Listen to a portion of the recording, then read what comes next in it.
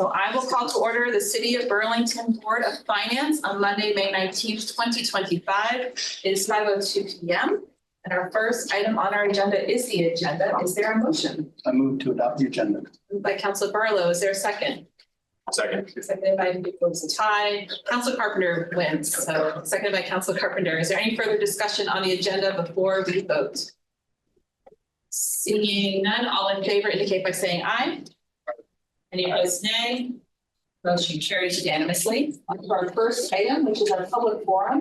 It's the practice of Board of Finance to first go to members of the public in the room and then to members of the public online.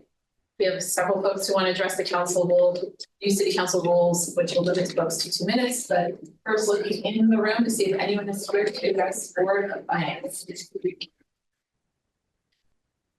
Seeing no one in the room, we'll go online. Is anyone online?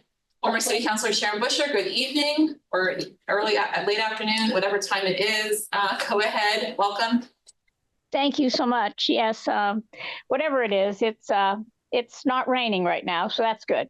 I want to address the board on 2 items on your deliberative agenda. The first one has to do with the presentation by DPW on recycling. And I wanted to commend the department for the employee retention and recruitment memorandum of agreement. And asked me for bringing this forward. And I think this is a good step. And I don't know if it will be successful, but I think it's the right approach. So I want to acknowledge that in my opinion, I think it's the right approach. I have a question. I couldn't find the answer myself, although I didn't Google it, so forgive me. But in the presentation, there is a discussion about if indeed we keep it in-house and the cost that would require, and it talks about an increase in the solid waste generation tax from $6.90 to $12. And for love or money, I can't figure out if is that passed on to us through the haulers, and is that a quarterly amount, or how would the residents of Burlington know what that financial impact is? I think it's important to know that. I understand the increase, but I don't know the annual increase and how often that increase is felt. So that would be really helpful. And then my last comment regarding this has to do with the proposal of, the short term or medium and long term. And one of the proposals is to look to see if we, the city, would do a fully consolidated program, which I think is worthy of our evaluation. But I'm really concerned about the amount of time and staff we have to focus on first keeping the in-house recycling program. I would prefer to have that done and that be the focus. And then once we've figured that out, then we move forward to look at the fully consolidated program. I'm fearful that we're going to be spread too thin and won't really be able to dedicate the time we need to understand if we can continue with the in-house recycling program. So those are my comments there. The last one is really quick. It has to do with the gain. And so I understand that we borrow money in anticipation of receiving federal and state grants, and this is about $10 million. So my question to Catherine and others is, so we move forward with this, which makes sense, but in this really unpredictable time, what if those monies don't come in? How do we handle that if we've moved forward with the projects, or if we've borrowed the money but haven't moved forward with the projects? What is the cost of just going through that process of borrowing some of that $10 million to start some of these projects in anticipation of receiving that revenue? That would be really helpful to understand that. So thank you so much. Sharon, is anyone else online who'd like to address Board of Finance and for public forum? You can raise your Zoom hand if so. Seeing none. Yes. Yes, affirmative, no. Right, yeah. there is no one else. Affirmative, okay. Affirmative, yeah, thank you. All right, so with no one else here to address Board of Finance, I will close public forum and we move on to our consent agenda. Is there a motion on our consent agenda? Adopt the consent agenda and take the actions indicated. Moved by Councilor Travers, is there a second? Second. Seconded by Councilor Barlow. Any discussion before we vote? Seeing none, all in favor indicate by saying aye. Aye. Any opposed, nay? Motion carries unanimously. Thank you. Moving now on to our deliberative agenda, item 4.1 is about our city's recycling program and our next steps. We have Department of Public Works here tonight. Come on up when you're ready. We'll note that we have till 6 o'clock upstairs. We have a very full city council meeting agenda, so we will try to keep this, knowing that we will also discuss this upstairs. I will try to keep an eye on time. So we're going to share this space. Take it away. Thank you. Chairman Spencer, Director of Public Works. I have with me Division Director Lee Perry, who oversees our maintenance division and our recycling program. Appreciate the time. There's been a lot of work that's happened since we came to the City Council on the 14th of April. We really appreciate the council's guidance at that point. There have been numerous follow-up meetings with staff, with the TUC in late April, with the administration and even our partners, our private haulers and CSWD as we have worked to plot the path forward. Thanks to the work with the TUC, we came up with a resolution or a motion, excuse me, that was in your packet that the TUC approved 3-1. It laid out a short and a medium and a long-term approach to recycling that was summarized by the caller, former Councilor Busher.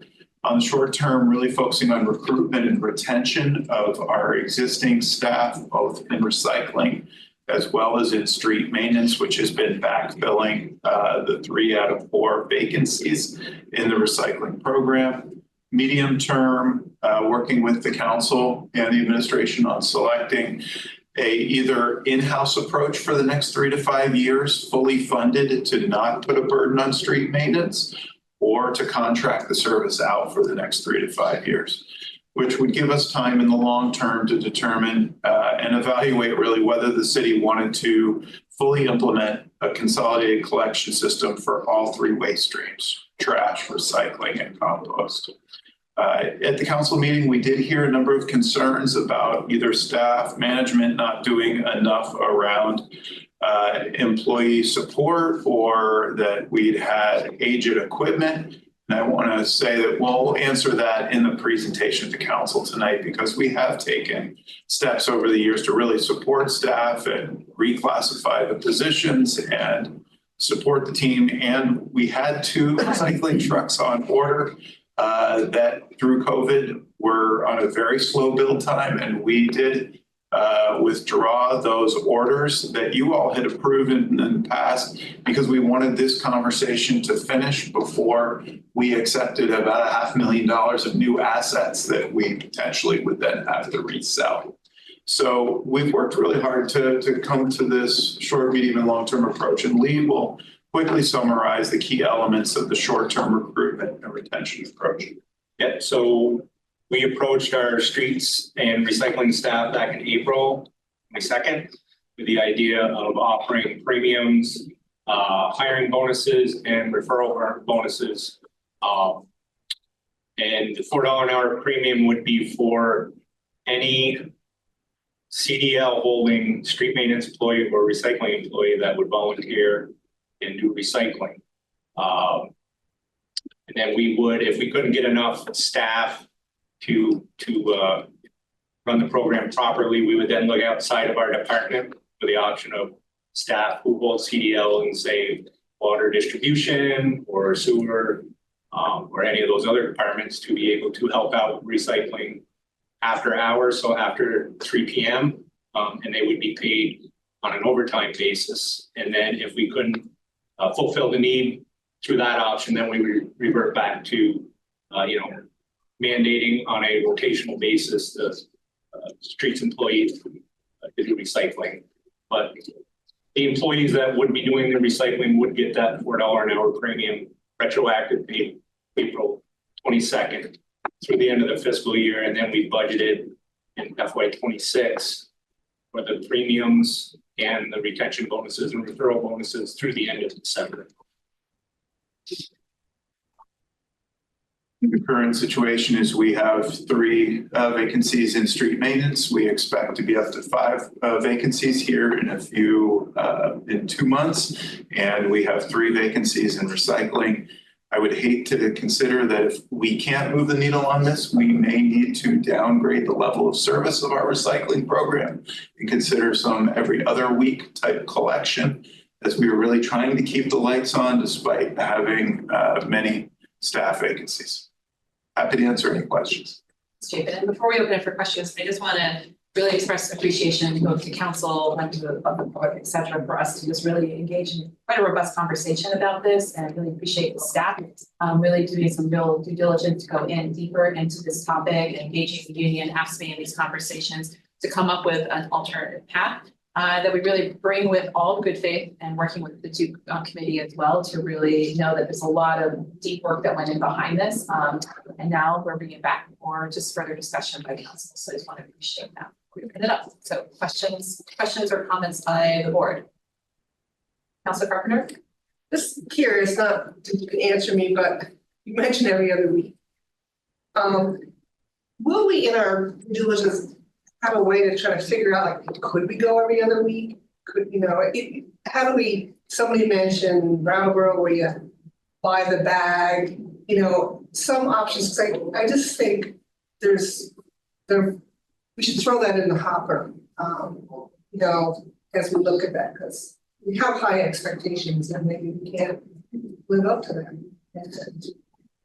You do have to get a bigger, or some of us don't need a bigger bill, so. In some self-haul. It's definitely something we can look into. It's proposed in the consultant study back in 2021 with consolidated collection. There would be weekly trash, every other week recycling pickup, would reduce costs. I don't know what the demand would be. I mean, I've seen it going on a recycling truck. Everybody likes to put their bins out every week, regardless if it's full or not. So I think, I don't know if we would send out a questionnaire to residents or. People are probably going to be happy anyway, because it's probably going to be more expensive. So I just think answering those questions would be helpful. Right. We can take a look at the pay-as-you-throw model, which you talked about in Brattleboro. That would be part of the fully consolidated approach, is that's for trash pickup, and currently we don't do trash. For recycling frequency, we can evaluate that. One of the pieces we've heard is that in the denser part of town, they can't fit as many of the larger bins, and so they appreciate the more frequent service, because in the student neighborhoods or in the Old North End where space is very tight, there is significant recycling every week, and we have noticed that it would be hard to accommodate without getting additional bins or larger bins to bin. But it's a conversation we can have. I realized we didn't touch on the former Councilor Busher's comment about the increase in the solid waste generation tax. That is a monthly tax that haulers pass on to customers. So that would be approximately a $5.10 per month increase for the city to more sustainably run our recycling program. We usually adjust that annually if needed with the budget. I don't think we've had to come mid fiscal year to adjust that at all. We usually have set where the time and solid there. Councilor Bartley? First of all, thank you. I'm glad that we came to an approach, and I think a really good one. It allows us to collect the data from private haulers to see the cost, their approach versus a fully costed approach at DPW. I think we need all that information to make a responsible decision about the future of the program and to help us in any future discussions we may or may not have about consolidated collection. So thank you for that. And I'm fully supportive of this tonight. And I'll have maybe some additional comments upstairs, but I did have a question I wanted to sort of queue up for you. And I had talked with Lee about this a little bit, and it's regarding the equipment that we had and the orders that we withdrew. I understand that part of our dilemma with recycling isn't just staffing, it's equipment maintenance as well. And the ability to get new equipment is sort of essential for the long-term sustainability of the program. So I guess the question is, first, are you able to unwithdraw the order? And then the second question is, if you aren't, what's the timeline on new recycling equipment if we were to place an order? Yeah, I spoke briefly with our fleet manager, Dave Hammond, about this last week, because if we didn't withdraw our order at the time and the trucks started the process of being built, and then we tried to back out, we would have had a large fee to pay after we withdraw. It's 22 to 25,000. To start the process again, we would have to send out RFQs to the vendors to get new pricing on the trucks and see if there would be an increase. So we'd have to start all over again. Yeah, we wouldn't be where we were in our order of, having our order submitted. We would have to start. So in the 3 to 5 year time frame, we're talking about using the existing equipment with the challenges that we have to try to.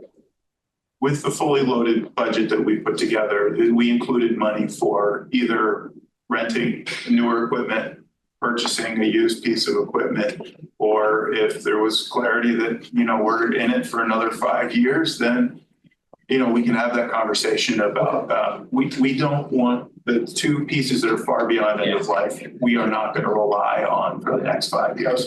But there's money in the budget to not be flat-footed for the next 3 to 5 years. Excellent, thank you. Yeah.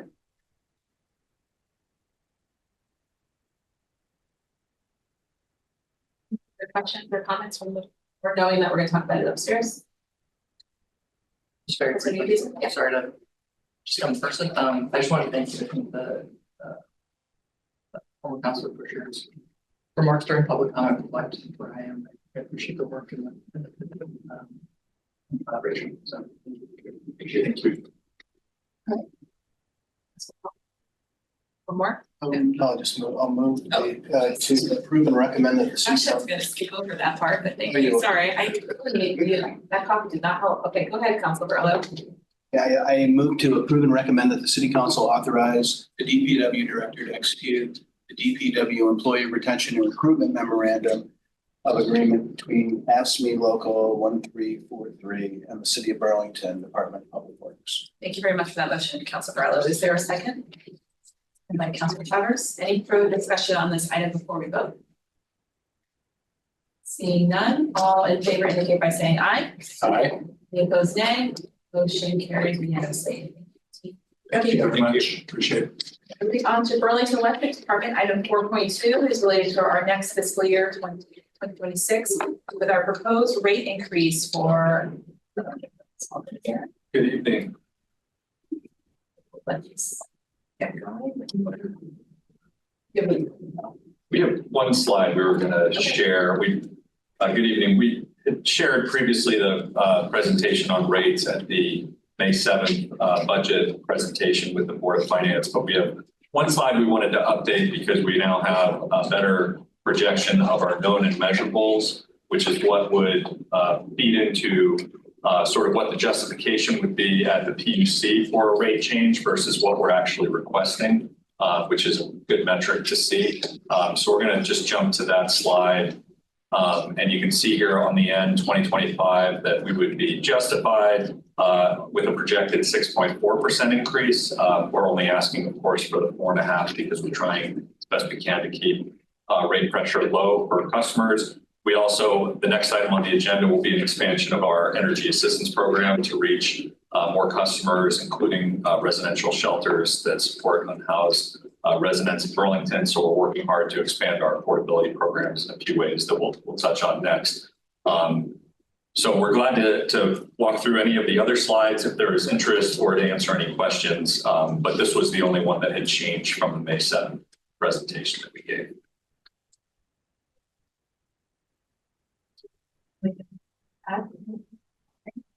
Questions or comments from the board? Council Carpenter. Can you quickly remind me, where our rates stand relative to GMPs or our neighbors? We do have that slide. Okay, I can wait till. We can just jump right to that. Okay. Yeah, so this is residential, and we are below not only the New England average, but the Vermont average by a significant margin. And that lower bar, the lowest bar there is with the Energy Assistance Program customers. So they have an even greater savings relative to the Vermont average. Vermont is the lowest residential rate in New England, and we're below that significantly. So on residential, we're doing quite well. A little more on commercial and industrial, we're a little more, close to the Vermont average, just slightly above it. We are below the New England average. The other question I've got is, where does BET stand on reliability? Yeah, I mean, incredibly strong reliability metrics. And Munir's here and could probably speak to this in greater detail, but we get judged on two particular metrics each year at the Public Utility Commission. The abbreviations there's acronyms SAFE and KD, which is basically how many outages do you have and what is the duration of the outages. And on average, over a period of years now, our customers are seeing about one outage per year, average duration of an hour or less, which is outstanding. Obviously, it's a little unfair in a sense because we have a compact geographic service territory that's more urban in nature with almost half the infrastructure underground, and other utilities will not serve more rural territory with the number of wires and poles that are subject to a variety of weather conditions. But I would say we're doing quite well on reliability. And that continues to be the number one thing we hear from customers that they care the most about is reliability. Thank you, Council Carpenter. Other questions or comments? So Travis. I guess my only question here is can you explain what the timeline here would be? I mean, I know the Board of Finance would act tonight, but can you just for people tuning in, when would the council take action on this, and when would any rate increase go into effect for ratepayers? Absolutely. So if there's action tonight, it would go to council June 2nd. We would try to file something with the PUC in the middle of June. There is a period of time which nothing would happen. What we would have a change on is bills rendered in September. So there would be a surcharge that you would see of 4.5% on bills rendered in September. And we would have a rate case, obviously, at the PUC where they would review all of the different pieces here and make sure that they agree with the 4.5%. That typically takes, it can take 6 to 9 months at this point, in fact. So you might not see the actual rate change go from surcharge to base rate until, maybe this time next year or a little bit before. Okay, thank you. For the June 2nd pieces, we're trying to create more of a space between Board of Finance action and City Council and not make it concurrent unless it absolutely has to be. So we're trying to get back into that kind of something we need for that schedule. Other questions or comments from the board?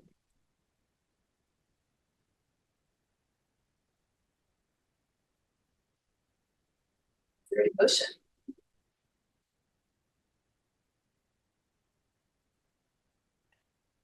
Council Barlow, I think people at home can't tell, is looking to see if any other council would like to take. Councilor Travers. Okay, I move to approve and recommend that the City Council authorize the General Manager of BED or their designee to file tariff amendments and supporting documents with the Vermont PUC requesting an increase in BED rates of 4.5% on bills rendered on or after September 1st, 2025, as proposed. Thank you, Councilor Travers. Is there a second? Second by Council Barlow. Thank you. Any further discussion before we vote? Being none, all in favor indicate by saying aye. Aye. Any opposed, nay? Motion carries unanimously. Thank you very much. Thank you. Stay back where you are, because item 4.3 is also related to the Burlington Electric Department on its tariff sheets effective September 1, 2025, are related to the rates, which is the Energy Assistance Program. So we have EAP, yeah, EAP. We could try E. No, I don't think so. There's no EAP, sorry about that. Okay. So as the Board of Finance knows, we've had the Energy Assistance Program in place for a number of years now coming out of the pandemic. We expanded it originally from 7.5% to a 12.5% discount. This past year, we were able to triple enrollment in the program by moving to an auto enroll feature in the tariff. And in our quest to continue to expand the program, we have before you a set of amendments to the tariff that were just approved and recommended by our commission last week, and would mainly accomplish two things. One is would make sure that residential shelters serving the unhoused community in Burlington are eligible for this program. A number of them are not on our residential rate currently, so they're not eligible under the current structure, but this would enable us to get those shelters onto the rate and give the 12.5% bill discount to organizations that are serving that community. So that's objective number one. And then secondly, we have situations with affordable housing in some cases where the organization that is providing affordable housing may be paying for the electric bill. And so residents in the affordable housing unit may not be or may not have previously been eligible to receive the assistance. And what we have here is the ability to say that if there is a building that's affordable housing and the provider agrees to pass on the bill discount to benefit the residents, then this program would be available to them. It's important to us that the benefit be directly passed on in some way through, for example, reduced rent payment or otherwise to the residents in the building. So those are the two primary changes. And we're removing the prohibition on the meter.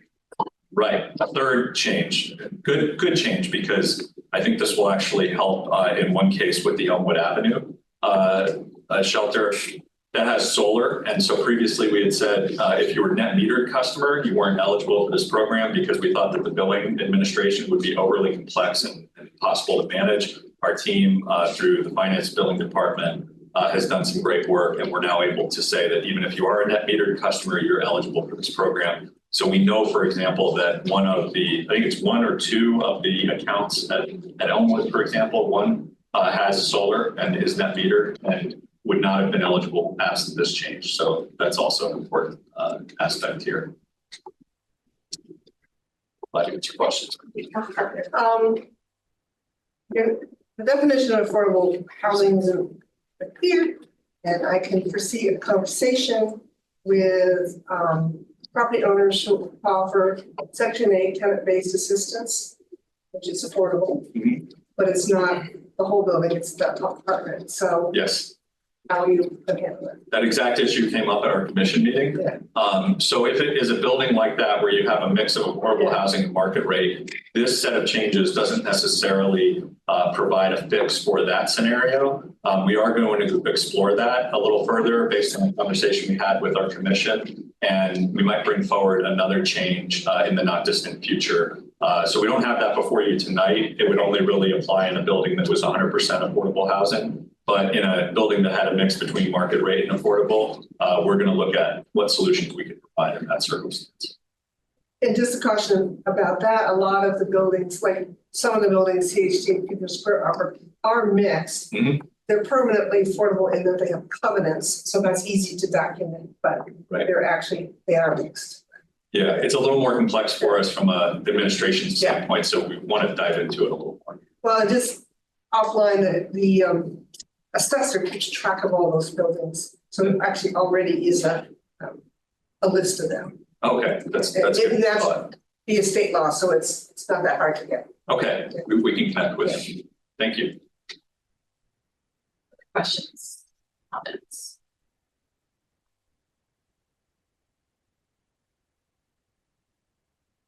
Before I ask for a motion, I will just also just note that the from going back into November, but also just for the collaborative effort, we're trying to really cultivate utilities, the water and electric, to really merge efforts around the affordability programs to make sure that we're doing what we can for what BED has learned to apply to water and vice versa. And I just want to emphasize that there's a lot of stuff behind the scenes where these two entities have been working really hard to make sure that we're collaborating and making sure that this similar population that in theory would be qualifying for both programs, know about both programs, and that we're trying to innovate, which I appreciate, especially the extension to some of our partners who support Hunter House folks in the city. This is the kind of work that we promised we would do, not only in the most recent bonds, but certainly by extension what BD's already been doing prior to its bond in November. So this is an extension of that. Yep. With that, is there a motion? Across the table there. Council Barlow. I will move to approve and recommend that the city council authorize the general manager of Burlington Electric Department or their designee to file tariff amendments and supporting documents with the Vermont Public Utility Commission to amend the energy assistance program as proposed. Thank you. Is there a second? Second by Council Carpenter. Any further discussion before we vote? None. All in favor indicate by saying aye. Aye. Any opposed, nay? Motion carries unanimously. Thank you. Very much, Katie. Thank you. Appreciate it. Moving on to our last deliberative agenda item, item 4.4, the approval of the issuance of a grant anticipated note, the cost of certain capital improvement projects. This is the GANT. It's called GANT, not GANT. Yeah, Just just we just again, got to keep it fresh and yes. exciting with all the acronyms in city government.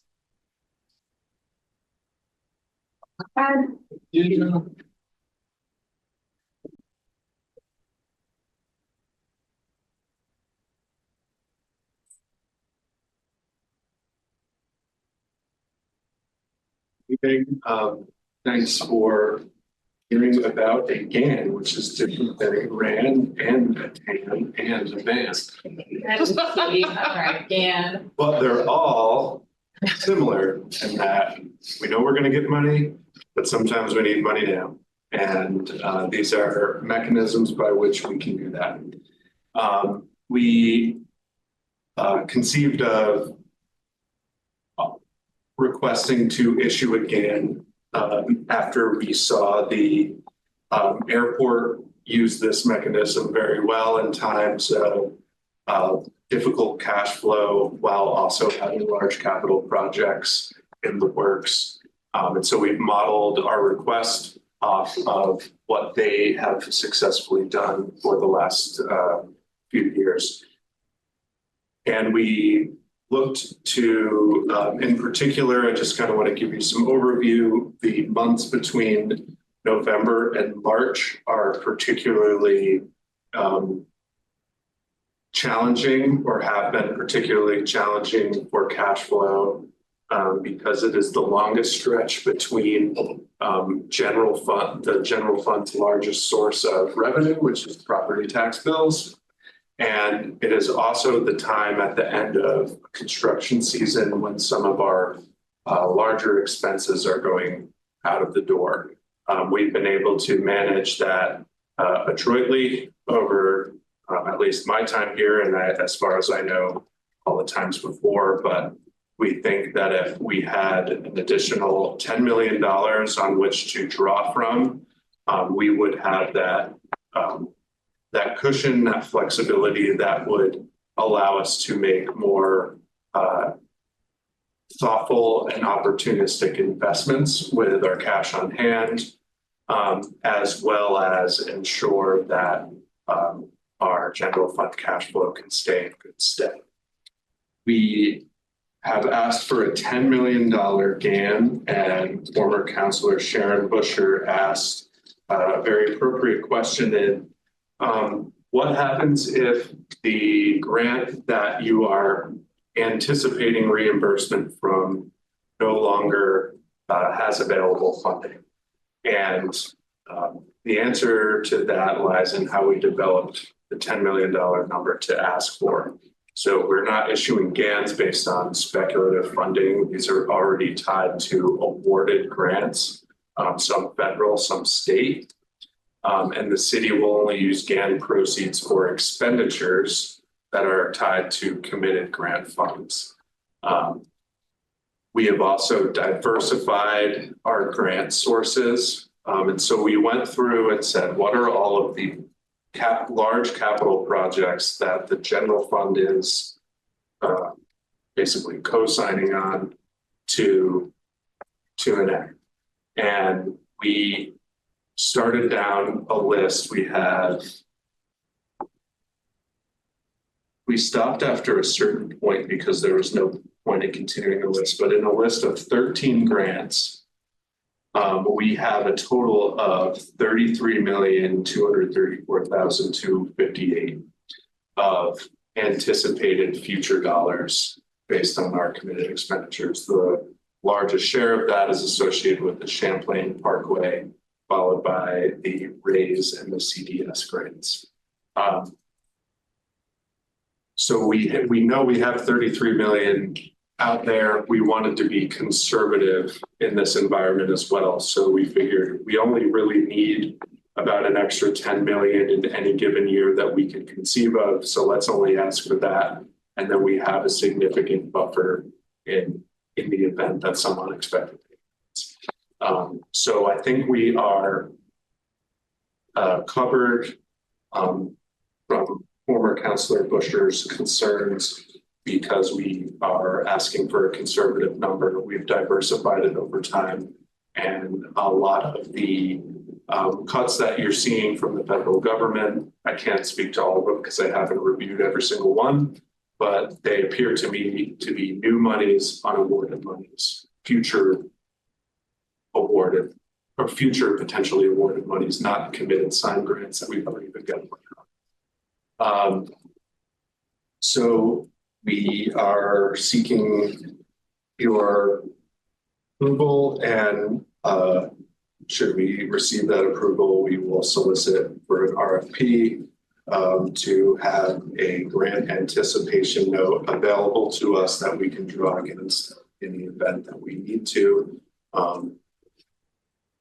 Being that we haven't offered the RFP yet, I can't speculate exactly on the interest rates, but the past history shows that the interest rates on GANs will be about the interest rate on everything, so 5%. And I think that's everything I wanted to cover, and I'm available for questions. Question on the GAN, no team, Councilor Carpenter. This, an observation, having been through this a couple of times. My bigger concern, because like you've probably done a fine job on the grant, is on the federal side, the chaos of the people getting the money out the door. Yes. So they'll have to get it to you. It's just going to be slow. Yeah, and that's the other thing that another risk that we're mitigating through requesting this again, or hoping to mitigate, is some reimbursement times are longer than others. Sometimes we're the party causing that. Oftentimes, though, we are not, and that's out of our control. And this will alleviate my and my staff's, sleepless nights worrying about whether or not we got enough money to pay the bills. Just for my own interest, who's likely to do the grants? Are local state banks? I don't know if it's a state bank these days, but big money houses or smaller? I think it'll be a combination of requests. I mean, often we hear from, I imagine we'll hear from KeyBank, who does most of our city's banking. We'll probably hear from M&T. We'll likely hear from the other kind of regional banks, I would say. Okay. That's what I expect.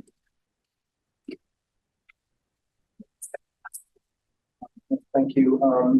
Is the borrowing cost associated with the GAN, is that just normal debt service? It's only when you draw. So to have it available, it doesn't cost anything. Maybe just the issuance fees and some closing costs. But then how it will work if we put it in, use this tool in our toolbox at the time when we need it, is we would basically do a draw against that $10 million. And from that point forward, we would incur interest up through the point of a reimbursement of those funds, which is that at that point we pay back the GAN. So it would be a short-term interest related costs and possibly some small fees associated with it, depending on the contract terms. But that's in large part the cost of having this flexibility in this convenience. But is it considered like part of our long-term capital? No. Costs? It's not, so. it's- No, because there's already a proven revenue source or a dedicated revenue source to cover it. This is only in the event of delays or short-term allocations to cover needs now before we get the actual cash in the bank. So where does it appear in the city's ledger? Where would this appear? I mean, That is a I really should- interesting question. I think it would be in, so if we ended a fiscal year and we had not paid it off, it would show up in the general fund's balance sheet under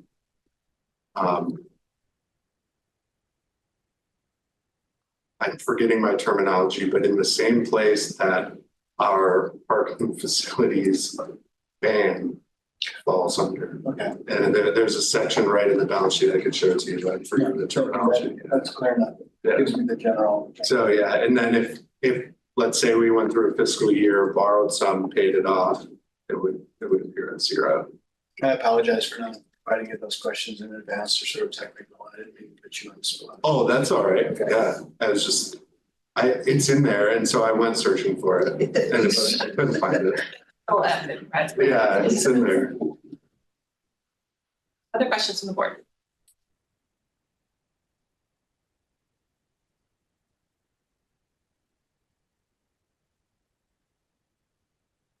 Motion, suggested motion. Is anyone ready to make a motion for this item?